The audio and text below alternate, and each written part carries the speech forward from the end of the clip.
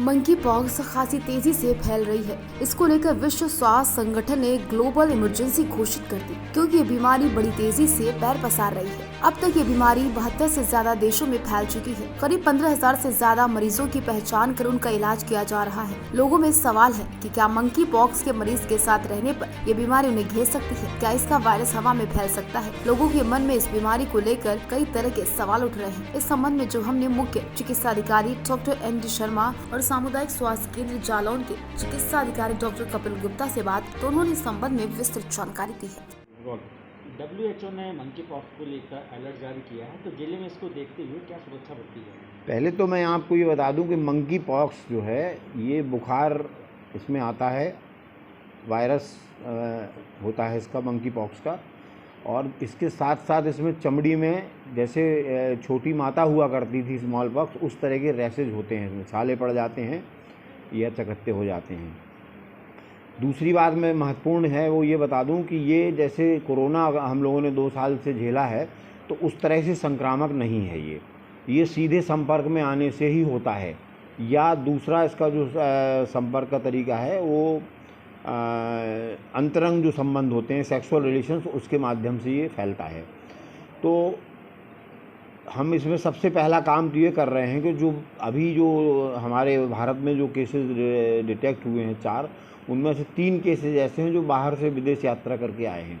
तो सबसे पहला हम जो कर रहे हैं वो बाहर से आने वालों के लिए हम निगरानी उन पर रख रहे हैं, और ये प्रचार प्रसार कर रहे हैं कि जैसे ही कोई व्यक्ति यदि विदेश से यात्रा करके आता है तो वो हमारे ट्रैकिंग सिस्टम में आ जाए, हम उस पर नज़र रखेंगे।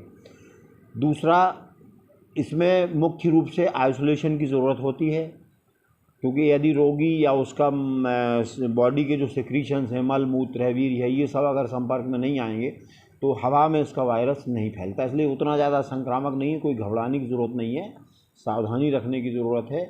और इसमें मुख्य रूप से जो डर है वो सेक्सुअल ट्रांसमिशन वाला है। तो उस तरह के जो विशेष वर्ग हैं, महिलाएं हैं जो इस तरह के उसमें सेक्सुअल वर्कर की तरह आइडेंटिफाइड हैं, या पुरुष हैं जो अकेले रह रहे हैं, जिनमें इसकी संभावना बहुत है कि वो इधर उधर अवैध संबंध उनके हो सकते हैं, उन पर थोड़ा सा गुपचुप तरीके से नज़र रखी जाएगी। जहाँ तक हमारी चिकित्सीय तैयारियों की बात है, तो हमारे हॉस्पिटल में आइसोलेशन वार्ड मेडिकल कॉलेज में 20 बेड का, 10 बेड का जिला अस्पताल में, और 4-6 बेड का हॉस्पिटल हमारी सभी CSC 8 CSC में तैयार हैं। बिल्कुल, यदि किसी को ज़रूरत होगी तो आइसोलेट करके उसको पर्याप्त उपचार प्रदान किया जाएगा। और मेरा पुनः जनता से अनुरोध है कि सतर्कता बरतें, और घबराने की आवश्यकता इसमें बिल्कुल नहीं है। Thank you. डॉक्टर साहब, कोरोना संक्रमण जैसी महामारी से देश अभी उबर भी नहीं पाया था कि एक मंकी पॉक्स नाम की बीमारी सामने आ रही है। क्या इसके लक्षण हैं और क्या इसका बचाव, और अपने सामुदायिक स्वास्थ्य केंद्र में क्या तैयारियां हैं इसको लेकर? मंकी पॉक्स, जैसा कि आप लोगों ने सभी लोगों ने नाम सुना हो, नई बीमारी है। UK में काफ़ी इसके केस देखने को मिले हैं, भारतवर्ष में भी इसके केस देखने को मिले हैं। तो मैं आपके न्यूज़ चैनल के माध्यम से यही बताना चाह रहा हूँ कि मंकी पॉक्स के लक्षण जैसे तेज़ बुखार आना, सर्दी दे के बुखार आना, शरीर में बहुत ज़्यादा टूटन होना, और शरीर में उसके बाद फिर चकत्ते पड़ना, एक पपोले टाइप के जैसे कि मुहासे होते हैं। अच्छा, ये बीमारी बहुत फैलती कैसे है?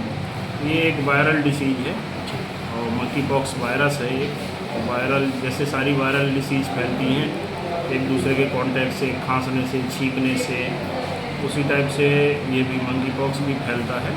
अच्छा, इस बीमारी से बचाव के लिए क्या उपाय करने चाहिए? बचाव के लिए ये है अपना हाथ धो के खाना पीना खाएं, और एक दूसरे से संपर्क में कम से कम आएँ, हाथ मिलाने से परहेज करें। जिस आदमी को बुखार आ रहा, थोड़ा सा दूरी बना के रखें, और साफ़ सफाई से रहें, हाथ धो के ही भोजन करें। अच्छा, अगर तैयारियों की बात करें स्वास्थ्य विभाग की ओर से, तो क्या तैयारियां हैं? तैयारियों में तो ये है कि इस तरह के यदि किसी को लक्षण आता है तो वो आके दिखा सकता है। अभी अपने जनपद में इसकी कोई जांच उपलब्ध नहीं है, लेकिन फिर भी मेडिकल कॉलेज और जिला अस्पताल में इसके लिए एक आइसोलेशन वार्ड बनाए गए हैं। यदि इस तरह के लक्षण के कोई मरीज आते हैं तो हम वहाँ उनको भेजेंगे, वहाँ से उनका सैंपल कहीं बाहर शायद पुणे में जाएगा, वहाँ उसकी जांच होगी। यदि कंफर्म आता है तो फिर उसके बाद कोरोना संक्रमण का वायरस अभी खत्म ही नहीं हुआ था कि एक नए वायरस ने दस्तक दी है, वो है मंकी पॉक्स। विश्व स्वास्थ्य संगठन ने ग्लोबल वार्निंग चेतावनी दी है, नहीं ग्लोबल इमरजेंसी घोषित कर दी है इस मंकी पॉक्स को लेकर। अभी तक पूरे विश्व में अगर हम बात करें तो 72 से ज़्यादा देशों में 15,000 से ज़्यादा मामले सामने आ चुके हैं। भारत में भी इसकी दस्तक हो गई है, भारत में भी कुछ मामले सामने आने लगे हैं और इसको लेकर पूरे भारत में भी हाई अलर्ट कर दिया गया। स्वास्थ्य महकमा पूरी तरह से तैयार है। और अगर जनपद जालौन की तैयारियों की हम बात करें तो मुख्य चिकित्सा अधिकारी एनडी शर्मा से जब हमने बात की तो उनका कहना ये था कि पूरे ज़िले में सारे जो सामुदायिक स्वास्थ्य केंद्र, जिला प्रशासन, जिला जो अस्पताल हैं, मेडिकल कॉलेज है, CSC, PSC सबको अलर्ट मोड पर रखा गया है। हर जगह व्यवस्थाएं की गई हैं। मेडिकल कॉलेज में और जिला अस्पताल में इसके लिए स्पेशल वार्ड बनाए गए हैं। सारी व्यवस्थाएं रखी गई हैं। अधिकारियों को विशेष रूप से इसकी ट्रेनिंग भी दी जा रही है, क्योंकि लोगों को ज़रा भी इस पर जो है अगर उनको लगता है कि उनको कहीं कोई इसके लक्षण तो तत्काल उनको जो है जिला प्रशासन के संपर्क में आने के लिए भी कहा गया है।